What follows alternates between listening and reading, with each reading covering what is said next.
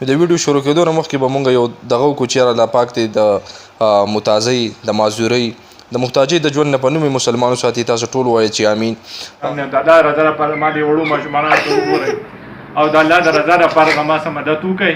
زما دې وړو بچو پر یا ته ګورئ خوراک زما کره نشته، خوراک زما کره نشته او زه تاسو ته اپیل کوم د الله وکړئ ډېر زیاته. السلام علیکم ورحمت الله وبرکاتہ. ټولو ملګرو ته سلامونه. امید لرم چې ښه به ملګرو نننۍ ویډیو چې کومه ده په دې سیټ تاسو سره یقینا دا یو رور به تاسو ته وینئ.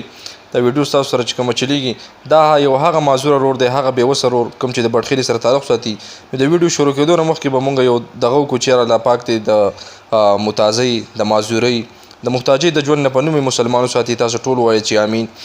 دا په سیټ چې د سره کومه ویډیو چلیږي یقینا ملګرو دا د بټخیلي سره تعلق ساتي، یو بېوسه رور دی. د دې رور دا لږه شارټ ویډیو ده، د لږ فریاد دی، دا تاسو واورئ، بیا درته بیا څو خبرې شیر کوم.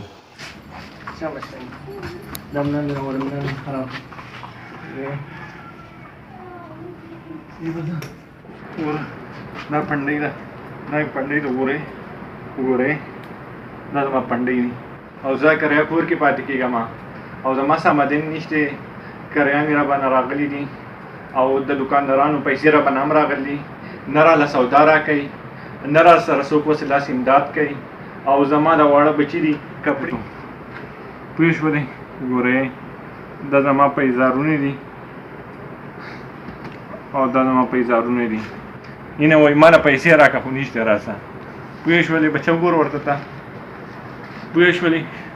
یې ګوره دا هم جاړی دي نه، دا ټوله دي خفه دي او د الله رضا لپاره د ما سره امداد وکړئ. ما دې وړو ماشومانو ته وګورئ او د الله د رضا لپاره زما څه مدد وکړئ. زه تاسو ته زولۍ نیسم د الله د رضا لپاره. زما دې وړو دې بچو دا وکړې ډېر زیاته. او ما ته یو میسیج وکړو چې یاره ډېره موده وشوه زموږ په کور کې چې کوم دی نه د خوراک څه شته، هغه لږ ټکه پکه ګزاره روان ده، خو یعنې یو ټیم ډوډۍ خوړلې یو ټیم نه خوړلې.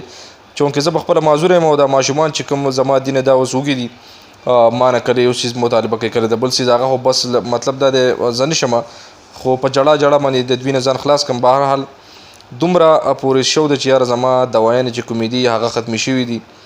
دکانداران راله نسیه نوره نه راکوي ځکه چې په ما باندې زړې هم پیسې دي.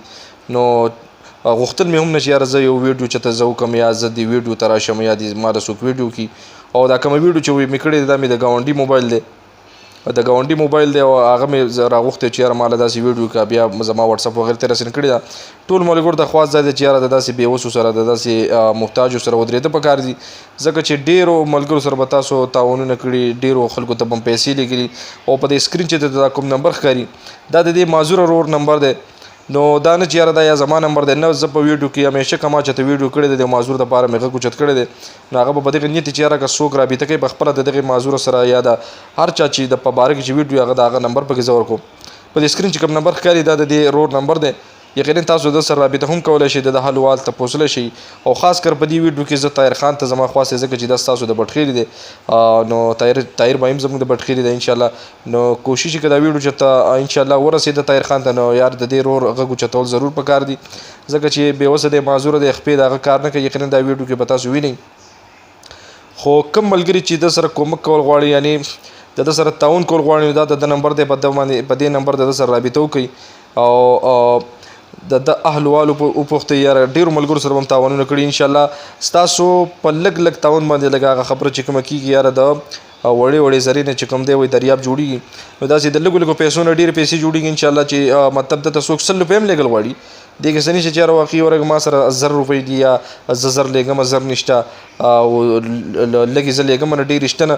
نو که څوک یو ملګری دته 100 روپۍ هم لېږل غواړي نو بلکل لېږلی شي ورته چې یاره دته پسې روان شي انشاءالله. د داسې خلکو دوا چې کومه ده هغه ډېر اثر کوي او ډېر لاس بدله درکړي انشاءالله. نو دا نمبر د ده دی او کوم ملګري چې غواړي چې یاره د سره تعاون وکړو ضرور سره تعاون وکړي. او که څوک یو ملګری و چې زه تعاون نشم کولی نو صرف دا ویډیو صرف یو څو ګروپو ته شیر کړئ یا یو څو آیډیانو کې دا مطلب د شیر کړئ. یو ملګری به داسې وي چې یاره هغه به د چا مدد کول غواړي، کیدای شي انشاءالله ستاسو په یو شیر باندې د دې رور څوک مدد وکړي.